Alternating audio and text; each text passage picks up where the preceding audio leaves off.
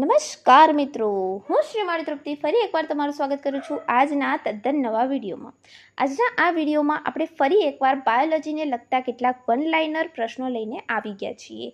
દરેક વખતની જેમ આજનું મટીરિયલ પણ હેન્ડ રિટેન છે. આ પાર્ટ 2 છે. એની પહેલાં પાર્ટ 1માં પણ આપણે કેટલાક વન લાઇનર પ્રશ્નો ડિસ્કસ કર્યા છે. એની પહેલાં મેં એક પીપીટીનો પણ વિડીયો મૂક્યો હતો, એમાં પણ આપણે વન લાઇનર પ્રશ્નો શીખ્યા છીએ. તો આજના વિડીયોમાં કંઈક સ્પેશિયલ છે. આપણે વન લાઇનર પ્રશ્નો અને જવાબ તો લીધા જ છે, પરંતુ એની સાથે સાથે આપણે અહીં કેટલાક સરસ મજાના ટોપિક પણ ડિસ્કસ કરવાના છીએ. તો વિડીયોમાં ખૂબ મજા પડશે. ચાલો ફટાફટથી વિડીયો શરૂ કરીએ.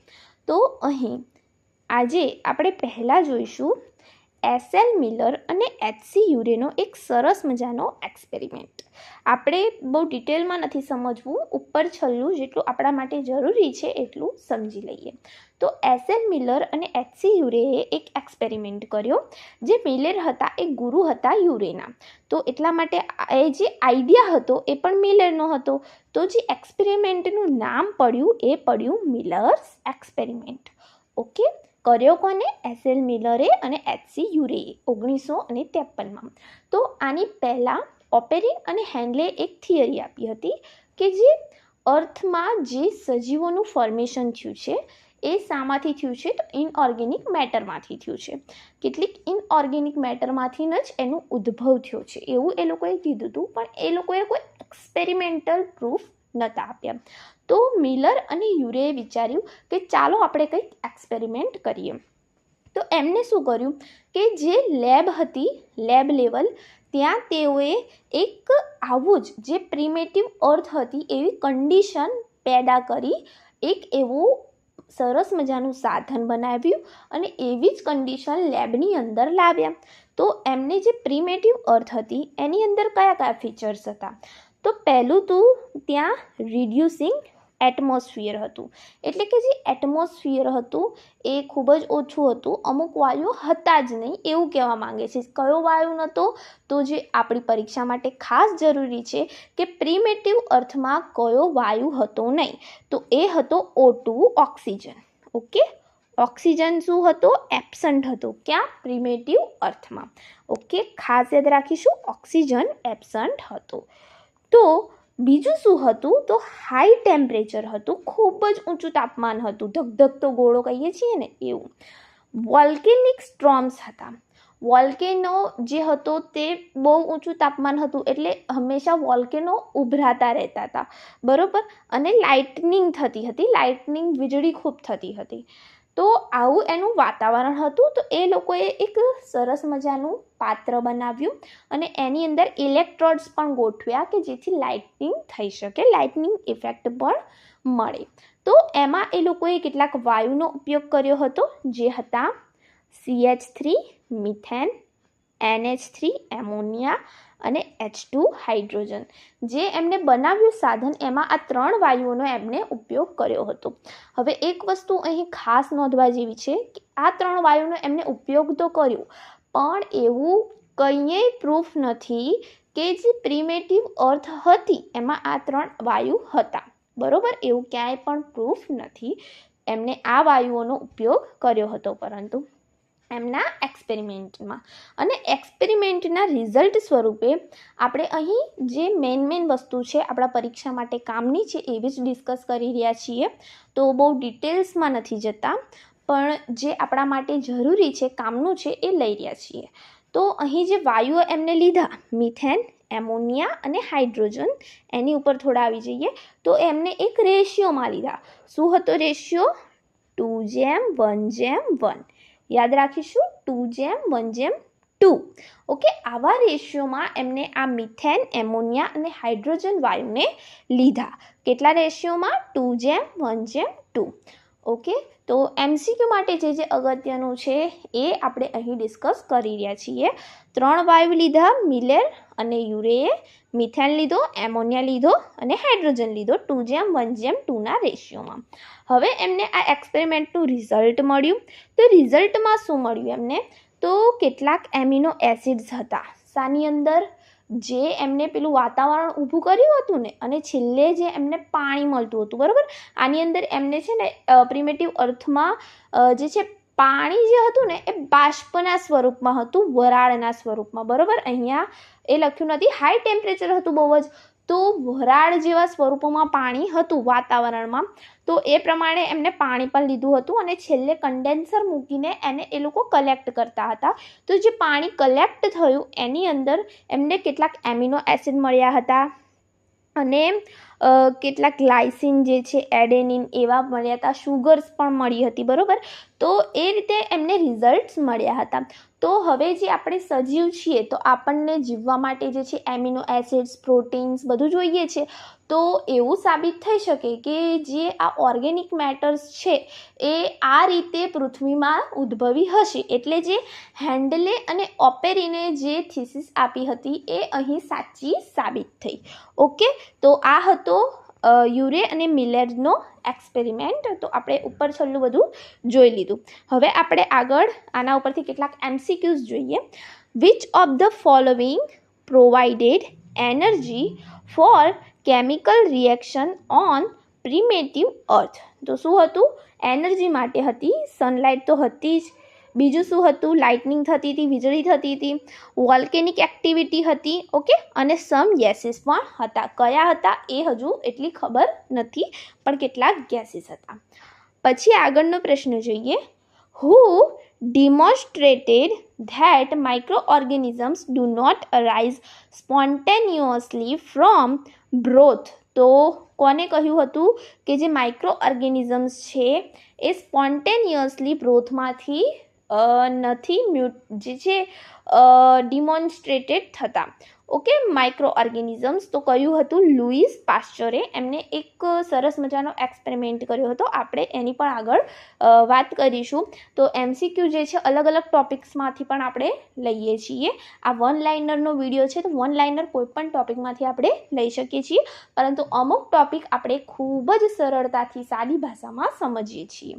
પછીનો વન લાઇનર છે. Which scientist is most closely associated with the modern understanding of evolution? તો એ છે ચાર્લ્સ ડાર્વિન. ખાસ યાદ રાખીશું, ચાર્લ્સ ડાર્વિન જે છે મોડર્ન અન્ડરસ્ટેન્ડિંગ ઓફ ઇવોલ્યુશન સાથે એસોસિએટેડ છે.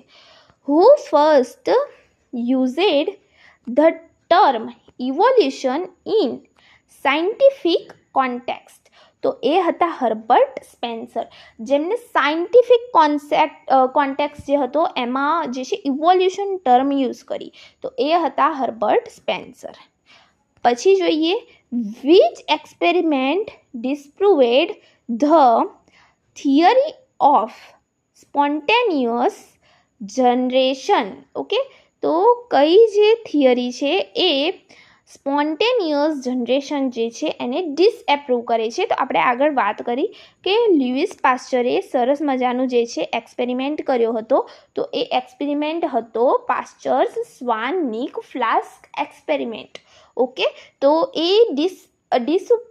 એમને ડિસપ્રુવેડ કર્યું હતું કે સ્પોન્ટેનિયસ જનરેશન જે છે થિયરી છે એને ડિસએપ્રૂવ કરી હતી. ઓકે, કયો એક્સપેરિમેન્ટ કર્યો હતો? Swan neck flask experiment.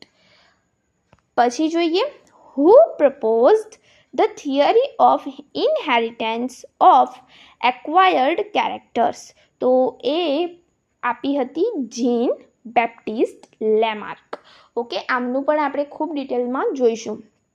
તો જે એક્વાયર્ડ કેરેક્ટર્સની થિયરી છે, ઇનહેરિટન્સ ઓફ એક્વાયર્ડ કેરેક્ટર્સ, એ જીન બેપ્ટિસ્ટ લેમાર્કે આપી હતી. પછીનો પ્રશ્ન. According to Lamarck's theory, giraffes have long neck because they stretched their necks to reach higher leaves. Okay, ડિટેલમાં જોઈએ. ચાલો, લેમાર્કિઝમ કહેવાય છે, જેમને થીસીસ આપી, થિયરી આપી એને. તો જે ફર્સ્ટ થિયરી ઓફ ઇવોલ્યુશન છે, first theory of evolution was proposed by Jean Baptiste Lamarck. Okay, 1744 થી 1829 એમને જે છે ફર્સ્ટ થિયરી ઓફ ઇવોલ્યુશન આપી છે. તો એમની એક બુક છે, એનું નામ છે ફિલોસોફી ઝૂલોજિક. ઓકે, એનું નામ આ પ્રકારનું છે કંઈક. હવે જે લેમાર્ક છે એમને બે ટર્મ્સ આપી, એક તો ઇનવર્ટિબ્રેટ્સ અને એક એનેલિડા. તો આ બે ટર્મ્સ એમને આપી છે. અમુક વસ્તુઓ એટલી કામની નથી, જેમ કે બુક જે છે ફિલોસોફી ઝૂલોજી ક્યુ, તો કદાચ પૂછાઈ શકે ભાગ્યે જ. અને લેમાર્કે 2 ટર્મ્સ આપી છે, ઇનવર્ટિબ્રેટ્સ અને એનેલિડે. તો ટર્મ જે બાયોલોજી છે એ પણ કોને આપી છે?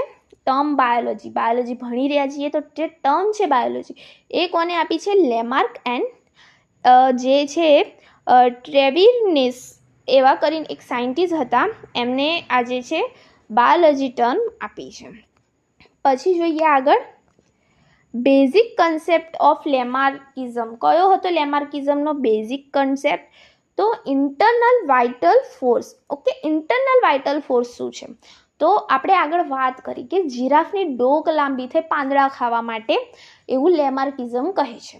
તો ઇન્ટરનલ વાઇટલ ફોર્સ છે કે અંદરથી થવું જોઈએ કે મારે આ વસ્તુ કરવી છે. આપણે શુદ્ધ ભાષામાં કહીએ તો એને આપણે ઇન્ટરનલ વાઇટલ ફોર્સ કહીશું. અંદરથી આપણને થઈ રહ્યું છે કે મારે આ વસ્તુ કરવી છે. એવું માનવામાં આવે છે કે જીરાફની ડોક એકદમ નાની હતી, બરાબર, લેમાર્કિઝમ પ્રમાણે. અને પછી જે છે નીચે ઘાસ ખાવા માટે કોમ્પિટિશન ખૂબ વધારે હતું. ઘણા બધા પ્રાણીઓ હશે જે ઘાસ ખાતા હશે, તો ખૂબ વધારે કોમ્પિટિશન હતું. એટલે જીરાફે શું વિચાર્યું કે હું જે આ ઉપરના પાંદડા છે, ઝાડની ઉપરના પાંદડા એ ખાઉં, એટલે એને ડોક ઊંચી કરવી પડી. તો ધીમે ધીમે શું થયું કે જીરાફની ડોક જે છે ઊંચી થતી ગઈ અને અત્યારે જે ડોક છે એટલી ઊંચી થઈ ગઈ. તો હવે એવું થયું હશે કે એક સાથે બધા જ જીરાફની ડોક ઊંચી થઈ ગઈ હોય? ના, એવું નથી હોતું. આમાં કેવું હોય છે કે 1, 2, ચલો માની લઈએ 5 થી 6 જીરાફ જે હતા એમનું ઇવોલ્યુશન થયું, એમની ડોક જે છે ઊંચી થઈ ગઈ. તો પછી બીજા જીરાફનું શું? અરે પછી શું થશે કે જે એમના સંતાન થશે, એમની ડોક હવે પહેલાંવાળા જીરાફ જેવી નહીં હોય, નીચી નહીં હોય, કેવી હશે? ઊંચી હશે. એટલે શું થયું કે એ જે વસ્તુ હતી એ એમના જીનેટિક્સમાં વણાઈ ગઈ, બરોબર. એ જ કહેવા માંગે છે લેમાર્કિઝમ, એ જ કહેવા માંગે છે. એના ઇન્ટરનલ વાઇટલ ફોર્સ હતા, અંદરથી હતું કે ડોક ઊંચી થવી જોઈએ, થઈ.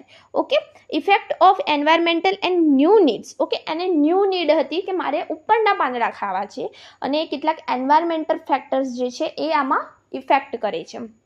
Use and disuse of organ. લેમાર્કિઝમનું કહેવું એવું છે કે જે ઓર્ગનનો તમે ખૂબ જ વધારે યુઝ કરો છો, બરાબર, ખૂબ જ વધારે યુઝ કરો છો, તો એ જે ઓર્ગન છે ને એ બહુ જ વધારે સ્ટ્રોંગલી ડેવલપ થશે. ઓકે, અને જે ઓર્ગનનો તમે યુઝ નથી કરતા એ સમય સાથે શું થશે? નીકળી જશે. ઓકે, એવું લેમાર્કિઝમનું કહેવું છે. તો આ એક હદે સાચું પણ છે. આપણે આપણી પૂંછડીનો ઉપયોગ નહોતા કરતા, આપણે વાંદરામાંથી ઇન્વોલ્વ થયા ગણાઈએ છીએ, તો અત્યારે પૂંછડી નીકળી ગઈ છે, બરાબર. તો એ છે use and disuse of organs. Okay, અને બીજું એમને શું કીધું? Inheritance of acquired characters. Okay, જે આપણે આગળ વાત કરી, જે ડોક ઊંચી થઈ જીરાફની, એ એનું એક એક્વાયર્ડ કેરેક્ટર હતું. એને જાતે પોતાની મહેનતથી એ કેરેક્ટર પોતાની અંદર વિકસાવ્યું.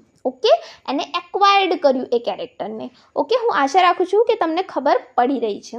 તો હવે કોઈ પણ વસ્તુ છે, કોઈ પણ સાયન્ટિસ્ટ કંઈક નવું શોધે છે તો એનું જે છે સપોર્ટ પણ હોય છે. એટલે કે અમુક એવી વસ્તુઓ હોય છે કે જે એને સાચું ઠહેરાવે, પણ અમુક એવી વસ્તુઓ એવી હોય છે કે જે એને ખોટું ઠહેરાવે. તો અહીંયા પણ કંઈક એવું જ છે. તો સપોર્ટમાં શું છે? તો લોંગ નેક ઓફ જીરાફની લાંબી ડોક એ લેમાર્કિઝમને સાચું ઠહેરાવે છે.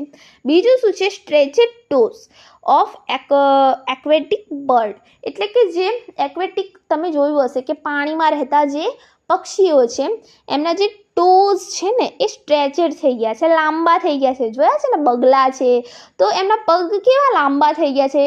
કારણ કે કેવું લાગે ને નહીં ને કે પાણીમાં એમના જે પીછા છે એ પલળી જાય.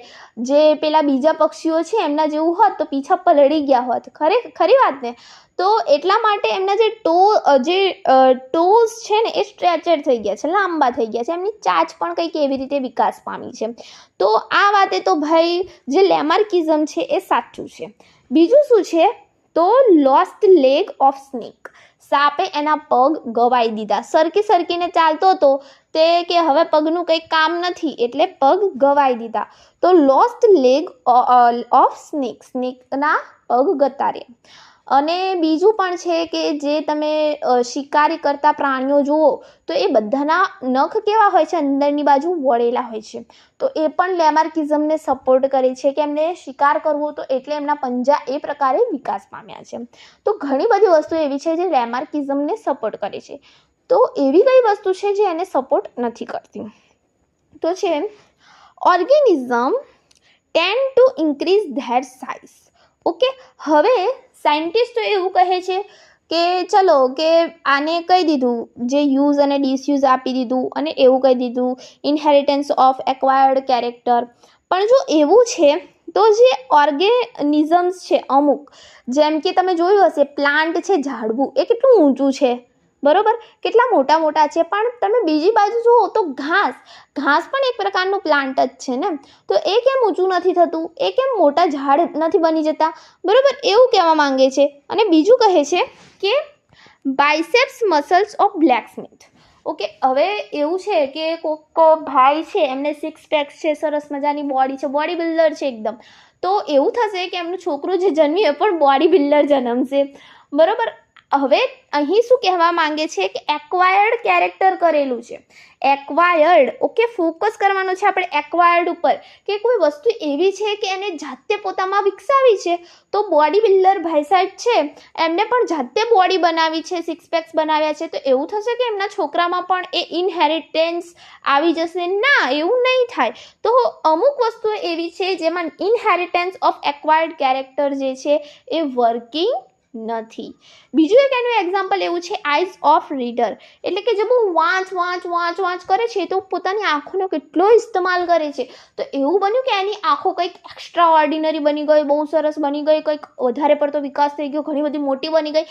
ના, એવું નથી થતું. તો એ પણ વિરોધ કરે છે ઇનહેરિટન્સ ઓફ એક્વાયર્ડ કેરેક્ટરનો. ઓકે, તો અહીં તમને ખૂબ સરસ રીતે સમજ પડી રહી છે એવું મને લાગી રહ્યું છે. તો ચાલો હવે ફટાફટથી આગળ વધીએ અને જોઈએ વેઇસમેન ભાઈ આયા હવે.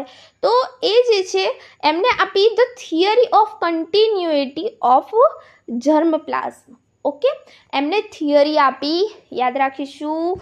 Okay, continuity of germplasm. Okay, કોને આપી? વેઇસમેને. આમને ખૂબ સરળ ભાષામાં સારી રીતે, ખૂબ સરસ રીતે અમુક વસ્તુઓ સમજાવી દીધી. શું સમજાવ્યું? તો એમને કહ્યું કે 2 પ્રકારના કોષ હોય, બરાબર. આ એમને નહીં કહ્યું, આપણે જ કહી દઈએ કે 2 પ્રકારના કોષ હોય. એક તો હોય જર્મ સેલ અને બીજા હોય સોમેટિક સેલ્સ. ઓકે, તો જે સોમેટિક સેલ્સ છે તમને ખબર જ હશે કે સોમેટિક સેલ્સ એવા સેલ્સ કે જે શાના હોય? બોડીના હોય. અને જર્મ સેલ્સ એટલે કેવા સેલ કે જે સેક્સ સેલ હોય. કયા હોય? સ્પર્મ્સ અને ઓવમ. ઓકે, તો એને આપણે જર્મ સેલ્સ કહીએ છીએ. તો હવે આ વેઇસમેન ભાઈએ એવું કહ્યું, એમને શું આલ્યો? ફરીથી એક વખત એમનો લો કયો હતો? Continuity of germplasm. તો એમને એવું કહ્યું કે જે જર્મ સેલ્સ છે એની જે ઇન્ફોર્મેશન છે એ આગળની જનરેશનમાં જશે, પણ જે સોમેટિક સેલ્સ છે એની જે ઇન્ફોર્મેશન છે એ આગળની જનરેશનમાં નહીં જાય. તો આ જ કારણ હતું કે જે આપણા આગળના ભાઈ જે ગયા, જે હતા લેમાર્કિઝમ આપવાવાળા, તો એમને જે છેલ્લું આપ્યો હતો ઇનહેરિટન્સવાળો, એક્વાયર્ડવાળો, તો એમાં આ જ વસ્તુ હતી કે જે વસ્તુ એમના જે સોમેટિક સેલ્સ છે, શરીરના સેલ્સ છે, જે બોડી બની એ સોમેટિક સેલ્સનો ભાગ હતી ને, એ કે જર્મ સેલનો ભાગ હતી, કંઈ એના જનીન કોષોમાં નહોતું આવી ગયું. એ તો જે છે જર્મ સેલ્સમાં જે વસ્તુ જશે એ જ એની ફર્ધર ઓફસ્પ્રિંગમાં જશે. સાદી વસ્તુ છે. અને સોમેટિક સેલ્સમાં જે વસ્તુ હશે એ આગળની જનરેશનમાં જશે નહીં. ઓકે, તો આ તો સરાસર સાચી વસ્તુ છે. કન્ટિન્યુટી ઓફ જર્મપ્લાઝમ, ગેમેટમાં જે વસ્તુ આવી છે, જર્મ સેલમાં આવી છે, એ જ બાળકમાં જશે. ઓકે, સોમેટિક સેલમાં એના કંઈ લેવા દેવા નથી. ઓકે, એવું થયું કે સોમેટિક સેલ્સ કોઈ બાપાનો હાથ ભાંગલો હોય તો છોકરાનો હાથ ભાંગલો આવે, તો એવું નથી થતું. એટલે કે જર્મ સેલ્સની જે ઇન્ફોર્મેશન છે એ જ આગળની જનરેશનમાં જાય છે. Continuity of germplasm. Okay, done. ચાલો હવે આગળ જોઈએ. આગળ હવે ફટાફટ MCQ આપણા જે વન લાઇનર છે એ જોઈ લઈએ. ઓલરેડી ઘણી બધી વાર થઈ ગઈ છે. તો which theory of evolution emphasizes that acquired traits can be inherited. Acquired traits છે એ હેરિટેડ થઈ શકે, ઇનહેરિટેડ થઈ શકે, એ કહ્યું હતું લેમાર્કિઝમે. આટલી બધી ચર્ચા આપણે કરી, તો હવે આવડવું જોઈએ કે લેમાર્કિઝમે કહ્યું હતું. Which theory suggests that evolution is a goal-directed and progressive? Lamarckism. Okay, જે ઇવોલ્યુશન છે એ ગોલ ડાયરેક્ટેડ છે. જીરાફનો ગોલ હતો કે મારી ડોક લાંબી કરવી છે, તો એની માટે પ્રોગ્રેસ કરી અને થઈ ગઈ Lamarckism. Okay, who emphasized that role of environment in a shaping evolution? Lamarck. Okay, એન્વાયરમેન્ટની વાત આવે એટલે આખો બંધ કરીને લેમાર્ક લખી દેવાનું. ઓકે, એન્વાયરમેન્ટ જે છે એ રોલ કરે છે શેપિંગ ઇવોલ્યુશનની અંદર, રોલ ઘણો બધો મોટો ફાળો ભજવે છે, લેમાર્કે કહ્યું. Photosynthesis is an example of. Okay, ચાલો હવે ઇવોલ્યુશનથી આપણે આવી જઈએ થોડા પ્લાન્ટ બાજુ જોઈએ. Photosynthesis. Photosynthesis is an example of anabolism. આવડતું હશે કેટાબોલિઝમ ને એનાબોલિઝમ. તો જે ફોટોસિન્થેસિસ છે એ સાનું એક્ઝામ્પલ છે એનાબોલિઝમનું. ઓકે, ફોટોસિન્થેસિસ પ્લાન્ટના લીફની અંદર થાય છે. અમુક જે કોમન વસ્તુઓ છે ઓકે લીફની અંદર થશે. લીફની અંદર શામાં થશે? ક્લોરોપ્લાસ્ટમાં થશે. પણ તમે કંઈક નવું જાણવાના છો, તો ચાલો આગળ જોઈએ. Which light color is most effective for photosynthesis? Is blue and red. Okay, કયો લાઇટ કલર? એક તો બ્લુ અને બીજો red. Okay, the light independent reaction kelvin cycle occurs. ક્યાં થાય છે? સ્ટ્રોમાની અંદર થાય છે. Okay, stroma. ક્લોરોપ્લાસ્ટ તો ખરું, પણ એમાંય પાછું સ્ટ્રોમા. ઓકે, જે કેલ્વિન સાયકલ છે, કેલ્વિન સાયકલની વાત થઈ રહી છે. ઓકે, શાની અંદર થશે? સ્ટ્રોમામાં થશે. In which organisms does photosynthesis occur? કયા કયા ઓર્ગેનિઝમમાં થાય છે? તો પ્લાન્ટમાં થાય છે, આલ્ગીમાં થાય છે, એન્ડ સમ બેક્ટેરિયા. લીલી જેટલી વસ્તુઓ છે બધામાં થાય છે. પણ અહીંયા તમારે એક વસ્તુ બીજી યાદ રાખવાની છે, ડાયટમ્સ. ઓકે, કદાચ તમે નામ સાંભળ્યું હોય, ડાયટમ્સ. ઓકે, બહુ ખરાબ અક્ષર આવી રહ્યા છે આમાં. ઓકે, ડાયટમ્સ જે છે એ એક પ્રકારના કોષ જ છે, સજીવ છે, અને એની અંદર પણ જે છે ક્લોરોફિલ આવેલું છે અને ફોટોસિન્થેસિસ કરે છે. ગૂગલ કરીને જોઈ લો ડાયટમ્સને. ઓકે, એની અંદર પણ જે છે ફોટોસિન્થેસિસ થતું હોય છે, એક પ્રકારનું પ્રજીવ છે. ઓકે, તો પછી આગળ જોઈએ. The process opposite to photosynthesis is. તો જે પ્રોસેસ જે ઓપોઝાઇટ છે શાના? ફોટોસિન્થેસિસના. તો એ કઈ છે? તો એ છે રેસ્પાયરેશન. ઓકે, કઈ છે? Respiration. Which scientist first discovered that process of photosynthesis? તો John Ingenhus. Okay, Jan વંચાશે. Jan Ingenhus. Which element is essential for chlorophyll formation? It's magnesium. Okay, ક્લોરોફિલના ફોર્મેશન માટે ખૂબ જ જરૂરી એવું તત્વ કયું છે? તો મેગ્નેશિયમ. મેગ્નેશિયમ વગર ક્લોરોફિલ નહીં આવે, એટલું યાદ રાખવાનું. શું જોઈશે? એને મેગ્નેશિયમ જોઈશે. પછી જોઈએ, what is the role of rubisco enzyme in a photosynthesis? તો શું છે એનો રોલ? તો કાર્બન ડાયોક્સાઇડનું ફિક્સેશન કરે છે. ઊંધું પણ પૂછાઈ શકે, કાર્બન ડાયોક્સાઇડનું ફિક્સેશન કયો એન્ઝાઇમ કરે છે? તો આવશે રૂબિસ્કો. Which type of plant use the C4 pathway for photosynthesis? C4 pathway કયો? C4 pathway કયો કરશે? તો sugar cane and maize. Okay, મકાઈ અને શેરડી C4 પાથવેનો યુઝ કરશે ફોટોસિન્થેસિસ માટે.